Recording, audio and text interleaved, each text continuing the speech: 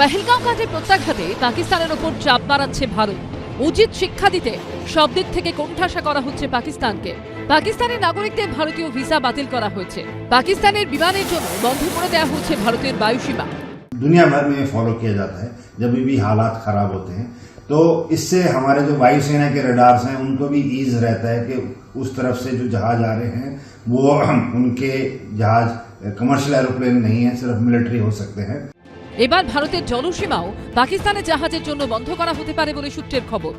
বিরাট economic effect হবে, যেহেতু air space বন্ধ হয়ে গেছে। পাকিস্তান ভায়া চায়না না ভায়া শ্রীলঙ্কা রুটটা ব্যবহার করবে সাউথ ইস্ট এশিয়া কান্ট্রিজে যাওয়ার জন্য। এখন পাকিস্তান জানে না রেসপন্সটা কীরকমভাবে দেয়। এদের সুর অলরেডি ঠান্ডা হয়ে গেছে। এই আবহে পাকিস্তানের রক্তচাপ বাড়িয়ে ভারতের সামুদ্রিক নিরাপত্তা আরও জোরদার করতে প্রযুক্তিগত সহযোগিতার হাত বাড়িয়ে দিল আমেরিকা। বৃহস্পতিবার ভারতকে ইন্দো প্যাসিফিক অঞ্চলের সামুদ্রিক নিরাপত্তা বিষয়ক প্রযুক্তি এবং সি ভিশন সফটওয়্যার সরবরাহের চুক্তিতে অনুমোদন দিয়েছে ট্রাম্প প্রশাসন।